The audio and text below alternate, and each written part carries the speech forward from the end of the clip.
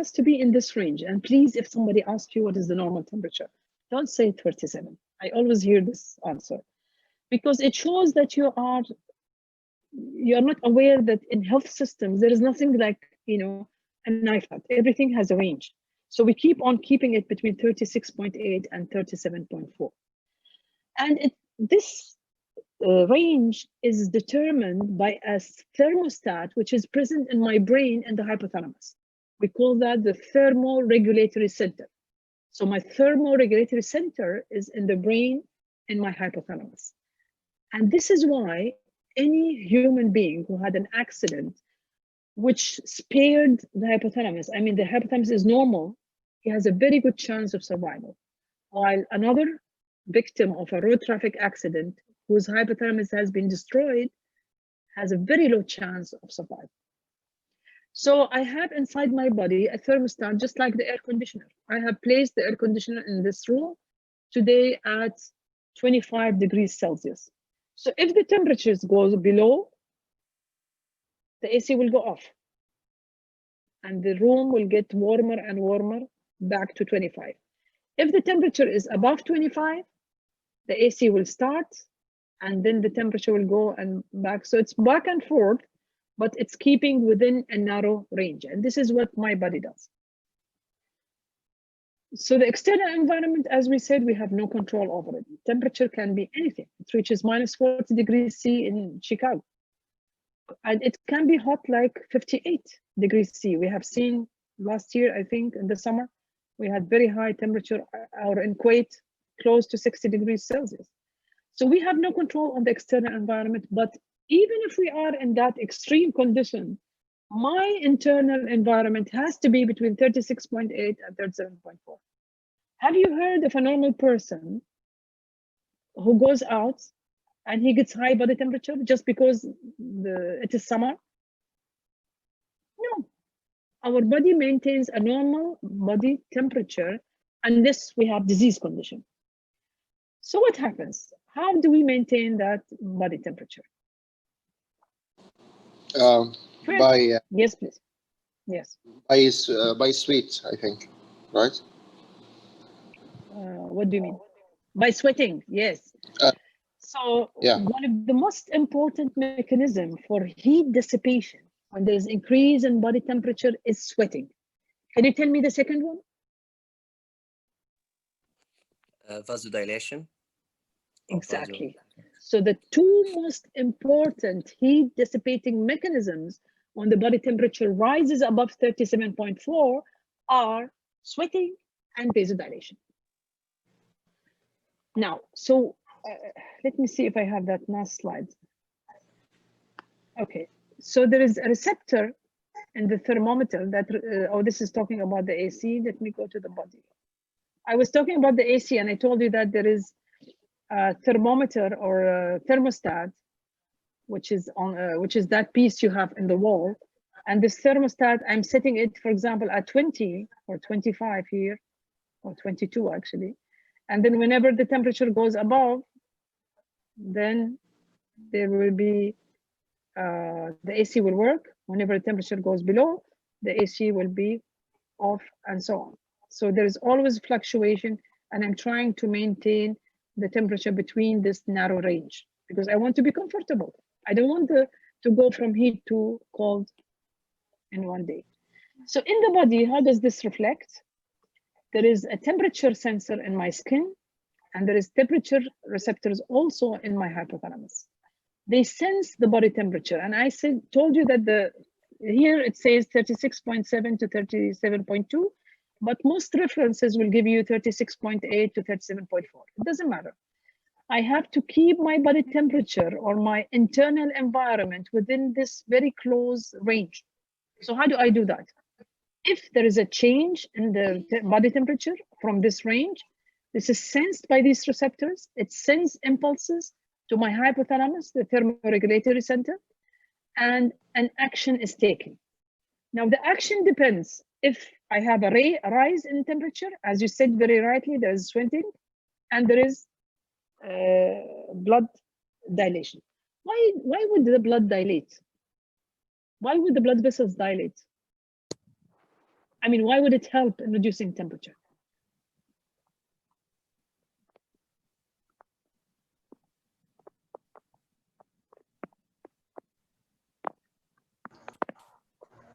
Maybe because sweating increases. No, sweating is a different mechanism. We said there is sweating. Keep This is the through the temperature. sweat glands. So the sweat glands are secreting the sweat, which has water. Water evaporates, and then your body temperature goes down. But when we are talking, why do we vasodilate? To keep the temperature. And Yes, to reduce the temperature, but how? The question is how. make the blood next to the skin. Near Yes. to the skin. Exactly. So now you have a lot of blood on the surface, so you can get rid of the heat to the environment. Very good. So these are the most powerful mechanisms. You remember what you said about metabolism? What do you think will happen when my temperature is high? I'm sweating, I am vasodilating. These are immediate, but for the long run, what am I doing for my metabolism? What will happen to my thyroxine? I think there will be a sense to your hypothalamus to get the water out of your dermis. Which is sweating. We've already said Yeah. that. But I'm talking about metabolism now. We've said there is sweating where you evaporate the water, reducing temperature. There's vasodilatation, so the blood is near the skin, so you can get rid of the heat. And number 3, we said that there will be reduction in metabolism through reduction in thyroxine release. So now the hypothalamus will send impulses to the pituitary to affect the thyroid gland, reducing thyroxine, to reduce the metabolic rate and reduce the heat produced by bodily reactions. So all of these mechanisms, they reduce the body temperature and bring it back to that narrow range. There is one slide here. Yes, I like this slide because here all the time I want my body temperature to be in balance. There is, which is my thermostatic range, which is 36.8 to 37.4. Whenever my body temperature goes below that range, my body understands that I'm cold, and it is sensed by the skin and by the thermoregulatory center. And what happens is shivering, and what's the other response to cold other than shivering? Shivering is a muscular contraction, which increase the movement, and this creates heat. But what is the other mechanism?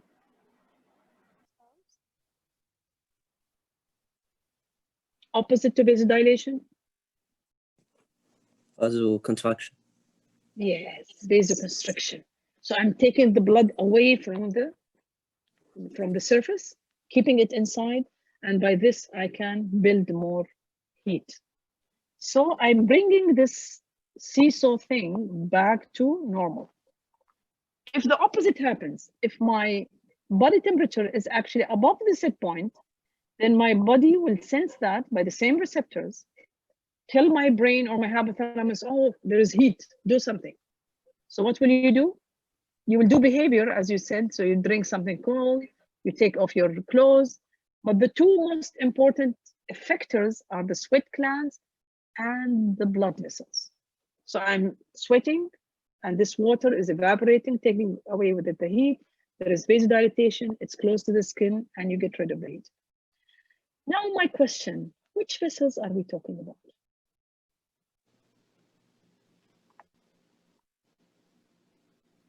Do you want to answer this question? The narrowest ones to the skin, to the external environment. Okay, can you answer this question? Just press on the link. Press on the link, you will get a question. Answer it, and then I will show you the response.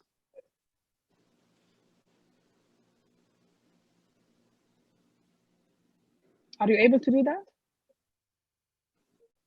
Yes.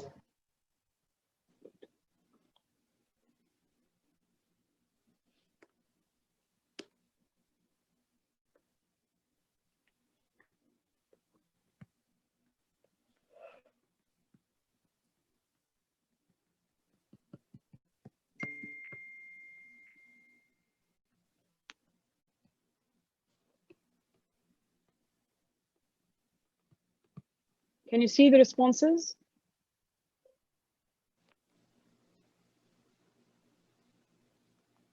Do you see the screen?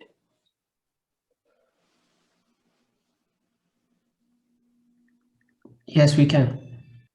Okay.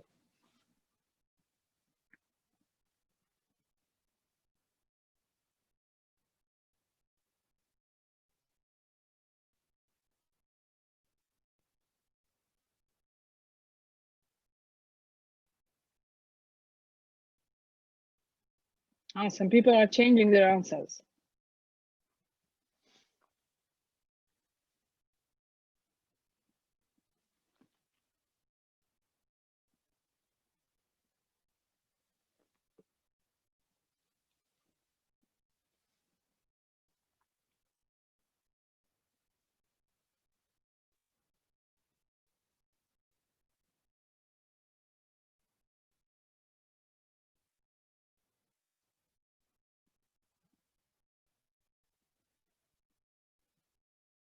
Is that everybody? I have total of 30 responses, 32 responses, 33 responses, 35, 36. What is the code, doctor? Just press on the link. You can see the link, or you've lost it, huh? We cannot press the link. Can you see the link? No?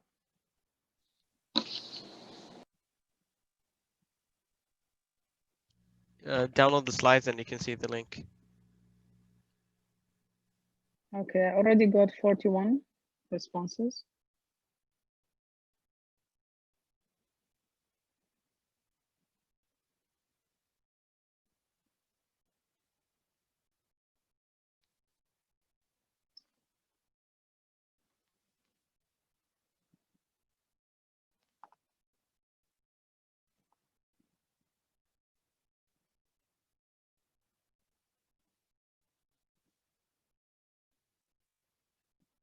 So what this question is saying, what will not happen if the core body temperature was too low, which means you are in a cold condition. Your body temperature is below the set point.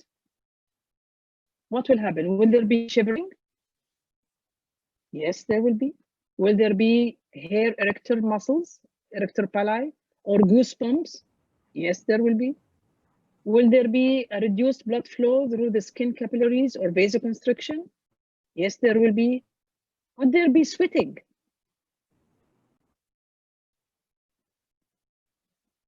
No. If you are No. cold, how can you sweat? So I think some of you missed the knot. So the knot means the only correct answer is the last one, or is there will be no sweating. So the correct answer is the yellow, and 45 of you have already got the right answer. Okay, just to see if you are awake. So these are my sweat glands, and whenever the temperature is high, you produce a lot of water, and this fluid, which evaporates, takes away the heat. Now, unfortunately, together with the water, we lose electrolytes. And this is what happens in case of heat exhaustion. In heat exhaustion, and we see that a lot in Hajj, the pilgrim, they come almost with very low blood pressure, they're fainted or almost comatose. And the first thing we need to do is replenish fluid, because they have done the homeostatic function to replenish the water up to a certain limit, and then they could not do it anymore.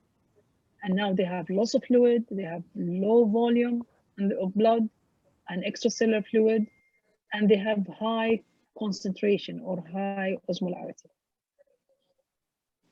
So the first thing we do, an IV with water and electrolytes.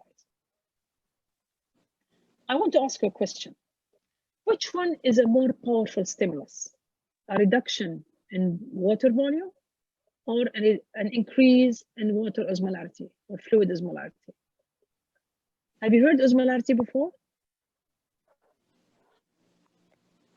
It just means the concentration. So if If I have somebody who is losing a lot of water, then there will be concentration of the electrolytes and his extracellular fluid will be more concentrated. So which is a more powerful stimulus? The volume or the osmolarity?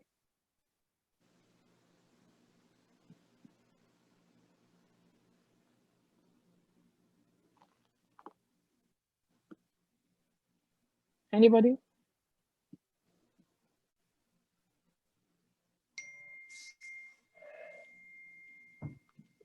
أيوة بتوع.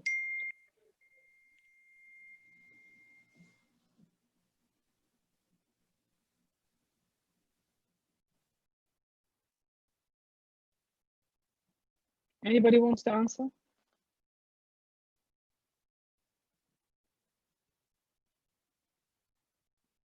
Okay, do you hear me, guys? Yes.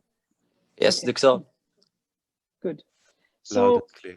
we are saying if the body temperature is below the set point, now we are talking about temperature regulation. My question was about osmolarity and volume. And I just wanted you to say that osmolarity is more powerful. Actually, it's 10 times more powerful to change osmolarity than to change volume. So if I give you a hypothetical example where a person loses pure blood, and he has hemorrhage, influence on homeostasis is less harmful than losing pure water. Because the one who loses water has a lot of concentrated, high concentration or high osmolarity, and this will bring severe measures in your body. Right. As far as the temperature regulation is concerned, this is the scheme of events. It's a negative feedback mechanism. The fall in body temperature or feeling cold will be sensed. This goes to the temperature control center, which is my hypothalamus. This goes to the skeletal muscle to produce shivering and increase heat production through shivering, piloerection, vasoconstriction, and all of these mechanisms that we talked about. So this will bring back the body temperature to normal. So it's another example of a negative feedback mechanism, maintaining homeostasis or temperature of the body within a very narrow range. This is what happens in vasodilation. This is what happens in vasoconstriction. So in vasodilation, the blood is close to the skin. You can lose the heat. In vasoconstriction, it is shut. We shut all of these vessels and we keep the blood in the core. Like, which vessels are we talking about? Which vessels are dilating or constricting? Capillaries. Huh? Capillaries. We would think that, but it's not capillaries. I mean, it leads to hyperemia in capillaries, but actually what dilates and constricts is the arterioles, because they are the link between the core and the surface or the shell. Okay, the arterioles are the link between the core blood vessels and the shell capillaries. So when the arterioles dilate, the blood will go to the capillaries. When the arterioles constrict, the capillaries will be blanched, like the ones you see here. So it's not the capillaries, it's the arterioles. Okay. I want to ask a question now. If this is so nice and simple, why do we get, let's say, a child with fever who has a body temperature, the mother measures the body temperature and it's 39.5 degrees Celsius. But the child is feeling cold, is shivering, is covering with blankets. What do you think happened here? Is this homeostasis? Maybe because the baby is separated from the mother body. Yes, but let us say he's a 9-year-old boy. Maybe because Why the would- body, sorry, maybe because the body takes the heat to more important areas. Okay. But we said that if the body temperature is high, you expect sweating and you expect the person to take off clothes and you expect him to have vasodilation. But what's happening here is vasoconstriction, is dry body, and he is feeling cold and shivering. So the response is opposite to what we expect. Why do you think that is happening here? What's happening here? Because physostilation, the skin, the receptor of the heat outside have transport to inside in the core. So he feel from the receptor of the skin low temperature because the blood is rare there because vasodilation in the skin, but he have a high temperature inside himself. In the core. Okay, that's a good reasoning. But what about the thermoregulatory center? What about the receptors there? Maybe he has flu. He has flu. I'm telling you, he has flu. But why in a flu, when you have fever, when you have infection with a bacteria or virus, why your body is actually raising the body temperature? It's already above the set point. But instead of dissipating the heat, you increase the heat even more by shivering and by wearing and by covering. Temperature killing the virus and bacteria. Yeah, the immunity is fighting them. Immune system, yeah. So if we don't interfere, he will keep on raising his body temperature. He will reach to 41, and at 41.5 or 42, the person dies. Maybe he has high pressure, blood high pressure. Why? No, let us analyze in physiological simple. Let's not go complicated. We said that there is a thermostat, right, in my hypothalamus. If the temperature is high, there will be mechanisms to reduce the temperature, which are sweating and vasodilatation. This case, the temperature is high, but the body is sensing it as low. So what happened here? There is a problem. So we fix it with paracetamol is the or problem with the something like receptor? that. Yes. Or is the problem with the center? The center. Yes. What happened in the center? There is fighting and resistance from the immunity. Forget about immunity. Now we had this, by the way, we had this discussion in the morning. I mean, there's no evidence that high body temperature is beneficial to the patient. Maybe if you have an evidence and if you have a paper, just post it on the wall and we will all look at it. But let us say that I agree with you. High fever is good for the patient. It's killing the organism and improving the immune system. That's okay. But how we can explain that physiologically? And you said there is derangement of the center. What happened at the center? I think this is the problem. This is the problem, and the doctors fix it with paracetamol or something like that to make it right. Yes. So the problem is in the center, and here we don't have. This is a completely different one. Okay. The body, as you said, the problem is in the center, and now I have. What's your lecture? Yeah. Okay. If you allow me just 1 minute, I will open another where I have more details.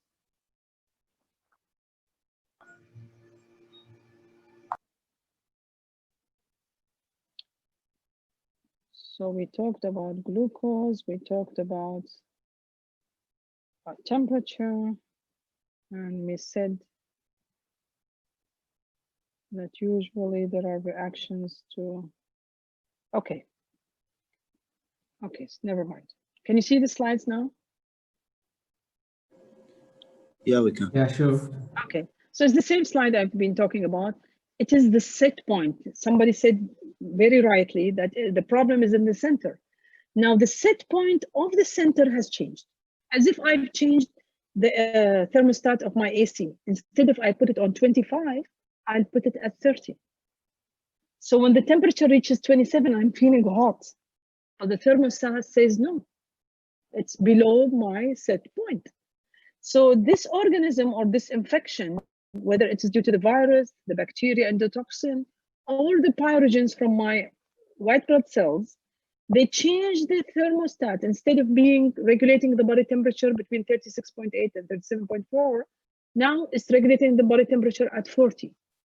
So when the child is at 39.5 and he's feverish and his body is hot, the thermoregulatory center considers it as low and will do shivering and will do piloerection, and there'll be behaviors of wearing and covering in blankets and and vasoconstriction. So this is the explanation. And you very rightly said we treat the center by giving paracetamol or Panadol, right? Or antipyretic. Why? What do the antipyretic do?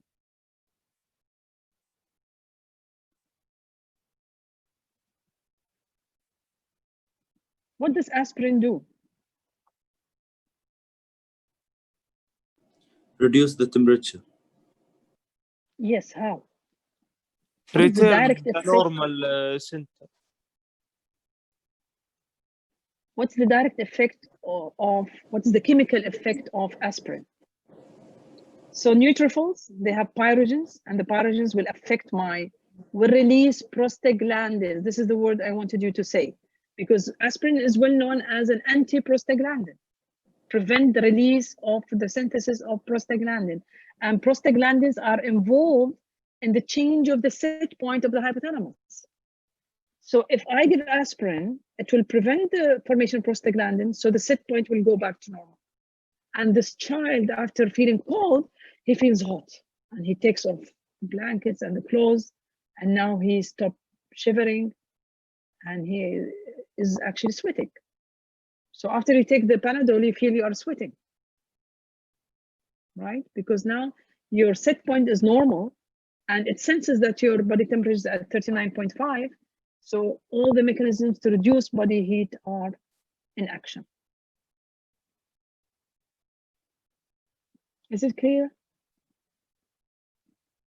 Can somebody summarize for me what happens during fever?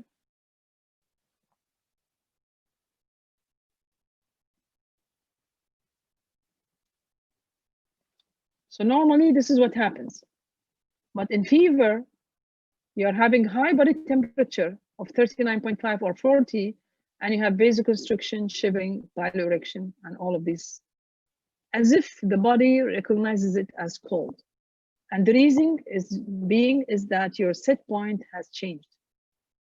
Because it's an abnormal condition, your center is being abnormal in a way that it's affected by the neutrophils or my white blood cells releasing those pyrogens, or by the bacteria itself or virus endotoxins, leading to a change in the set point in the thermoregulatory center, making it higher. So now, and the prostaglandins are involved in this change. So when the set point is higher, your body recognizes 39.5 as cold. And there will be cold response. The response to cold means vasoconstriction, piloerection, and shivering. So we can easily deal with that by giving antiprostaglandin medication like aspirin or antipyretics in general.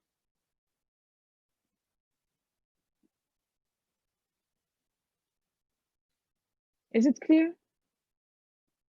And then the set point will go back to normal. And now we are re-regulating the body temperature at its normal. So this slide explains what happens during fever. So do we have homeostasis in fever? No, because it's a disease condition. And we said when homeostasis is disrupted, there will be a positive feedback mechanism as a manifestation of the disease. And fever is a manifestation of infection or some other disease that will lead to increase in temperature, although the person is already hot. So he's hot and he's increasing temperature, he's hot and increasing temperature, and so on, till he reaches a stage where he is really in danger. So do we leave the high temperature or do we reduce it? What is the best response?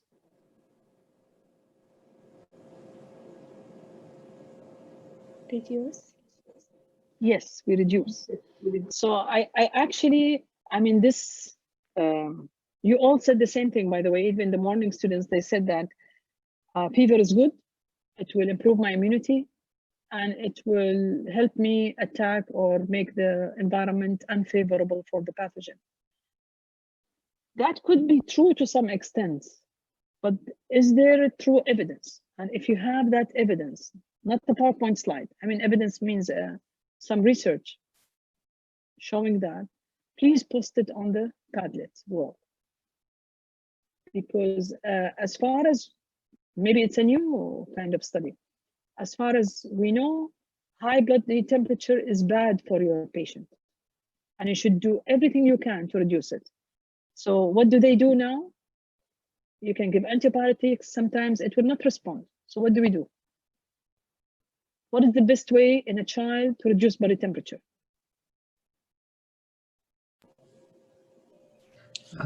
Put cold water in his body or something like that. Cold Trying compresses. to. Yes, but you know, you see them, they put it on the forehead, and the body is so big, and we just put a small cloth on his forehead. What will that do? The best thing is to take him and put him in a bath. Fill the bathtub with the lukewarm water, not hot, not warm, not cold, just, you know, lukewarm water, and at room temperature, and dip the child there. Within minutes, this vicious positive feedback will stop. Temperature will be back to normal, and the child will be much better. What else can they do? In the hospital, for example, in the emergency room, can we take patients and put them in a bathtub? It's very hard. So what do we do? What's one of the newer mechanisms of dealing with fever? I think we put something cold in the top of his head. Yes, there is an ice pack they put there. Yes, they put an ice pack, but I'm talking about fever which is resistant, which is really high, and you're really worried about the patient. What they do is they put an IV. They just put electrolyte and water to the vein at room temperature, and this takes away the heat. It breaks the cycle. So it is done when the fever is high and resistant to simple antibiotics. So, doctor, when we get infected by diseases or anything, the set point for temperature is changing. So, in order to return it, we take drugs like Panadol and others. Exactly. Or you break that cycle by, you know, taking a bath, taking an IV, anything that is, or even cold compresses sometimes can work. Aspirin can work for many patients, but sometimes the fever is resistant to treatment. And we are worried that the child might get into convulsions, because the next thing is that your brain will be affected. You remember the example I gave you about heat exhaustion of the pilgrim, the one who lost a lot of fluid and electrolytes and ended up having high osmolarity, low volume in his blood, and hypotension and maybe fainting. The next step, if we don't help him, is he will go into heat stroke. Have you heard the word heat stroke? No. In yes, that yes. one, that's a serious condition, and sometimes you cannot revive the patient. So what happened in heat stroke is that the center has been now affected by the fever, by the high ambient temperature. And the center cannot regulate your body temperature anymore. So the person has very high body temperature, but he has vasoconstriction and he has no sweating. His body is dry. So if you have two pilgrims, one of them is wet, flushy, and is hot. The other one is hot and is pale and is cold. Which one do you think will have a worse prognosis? The second one. Exactly, because the second one, now there is no protective mechanisms. They have been disrupted. Your thermoregulatory center has been affected. It's not doing its job. And this one can die within, you know, minutes. So how do we treat them? We take them and dip them in an ice cold water. Now we don't care. And in Mecca, there is a Noor hospital. This is just there in Mecca. They have a machine called the ice cold bath machine, and it's only there. I have not seen in any other hospital. So they put the patient, and there is ice water just circulating around him, taking away the heat. That immediate reduction in body temperature might revive the center, but many times they fail to do that. So heat exhaustion, heat stroke. In heat exhaustion, there is loss of fluid and electrolytes. So you have to replenish by giving IVs. Heat stroke is a serious condition. He's close to death. You have to immediately reduce the body temperature by putting them in ice water, by reducing the body temperature, because the body or the brain is not doing it anymore. Is this temperature regulation clear? Do you want us to go through more examples? Okay, let me see if this works. I think I'm problem with Mentimeters. Yes, going back to the same question. Okay, never mind. I will have to fix this. Right. So we talked today about the first lecture in introduction. We talked about homeostasis. We said first, what is, no, this is not our lecture. This is somebody else's lecture. This is our lecture. Yeah. So we talked about the physiology as a subject, and we said it is the study of normal bodily functions. And we said that we answer, in physiology, we answer the why the body does this, and the how does it do it? Okay. And then we talked about homeostasis and the mechanisms by which we maintain homeostasis. We defined homeostasis as keeping the internal environment of the body constant within very narrow limits of change. And the internal environment, we defined it as the extracellular fluid. And the mechanisms by which we maintain homeostasis is by negative feedback or positive feedback. So 98% of the time it's negative feedback, only 2% of the time it is positive feedback. So the body, which is made of cells, tissues, organs, and systems, needs an internal environment which is constant. And this constant pressure, temperature, and all these electrolytes, glucose, oxygen, has to be constant for the enzymatic bodily reaction to take place at the proper speed and proper timing. And we are talking about this compartment, the external extracellular fluid compartment. This is my internal environment, which has to have constant water, constant glucose, sodium, potassium, all of these, pH, all of these factors. Now there's always dynamic and a constant change, intracellular, extracellular, intravascular, extravascular, but the final effect is that this extracellular fluid, which is my internal environment, has very narrow limit of change of all of these factors. And we are talking about nutrient molecules, glucose, sodium, potassium, electrolytes, oxygen, water, salts, and waste products. We're also talking about these factors like pH or concentration of hydrogen ions, temperature, volume of plasma, blood pressure. All of these conditions have to be constant in my extracellular fluid. And these are my body systems. There are 9 main body systems in my body, and a derangement of one of them will affect the others. So the body system, they maintain homeostasis. Homeostasis affects the cellular function or the body reaction, and it's a cycle. We need to maintain all of these factors. You remember volume and osmolarity, and we said osmolarity is 10 times as powerful as volume. So when we talk about, there's a negative feedback and there's a positive feedback. In negative feedback, there's the stimulus, the response is opposite to the stimulus. So if the stimulus is rise in glucose, the response will be release of insulin, which will reduce glucose. or sequester glucose in the liver as glycogen, or make glucose enter the cell by the release of insulin. If the initial stimulus is hypoglycemia or reduction in glucose, then the response will be release glucose from the cells, release glucose from the liver, break down the glycogen by the secretion of glucagon from the pancreas. So the response is always opposite to the stimulus. And positive feedback, we mentioned two examples. One is delivery, and the other one is clotting.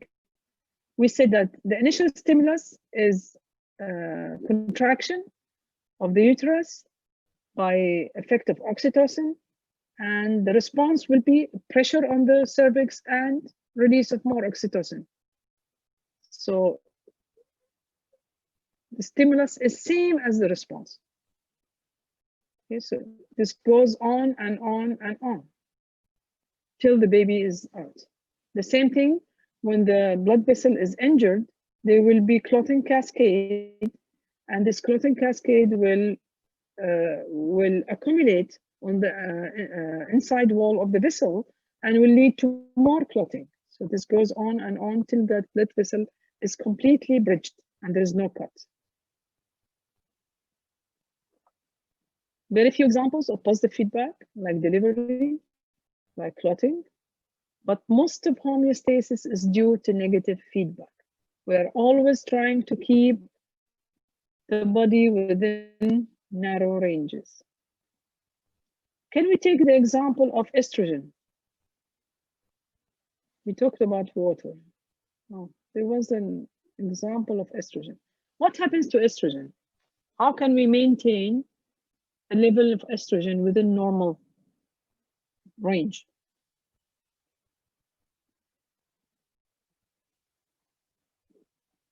Have you taken the endocrine system in biology? You will take this soon. So in the, maybe it's more clear in the other lecture.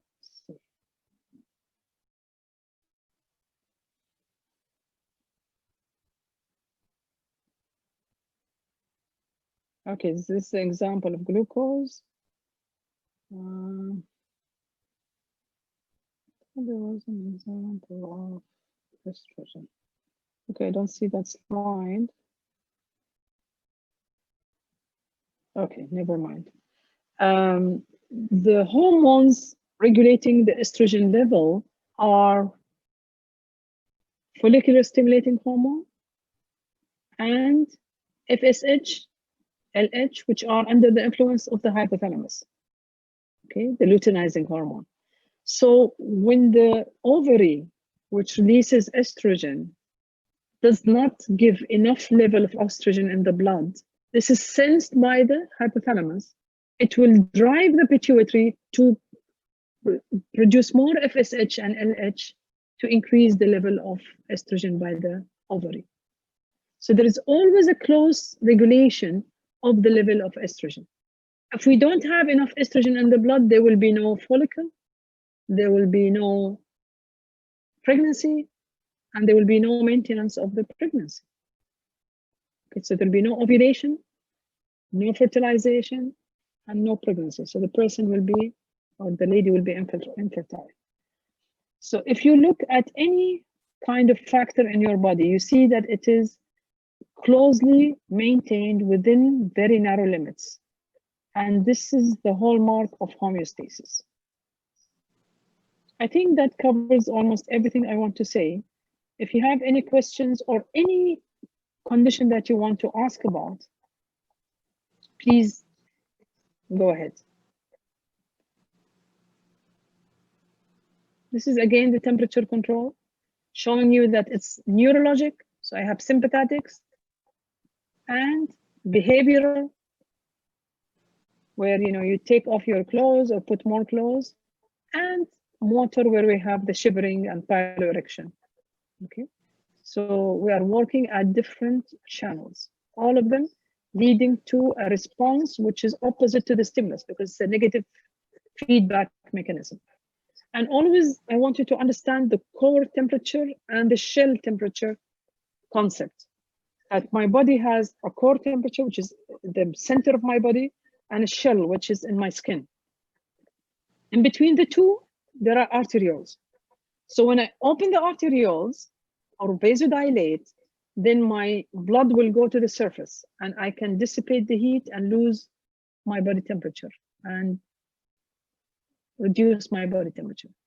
When I close the arterioles, I have vasoconstriction, so the heat stays in the core and the body temperature rises and rises and rises. And this is what we don't want in case of fever. Okay. If you have any questions, please, we have time to answer all of them. This will be representing lecture 1 and 2, which are about homeostasis and temperature regulation. Actually, temperature regulation is part of homeostasis, but we wanted to have a closer look at it.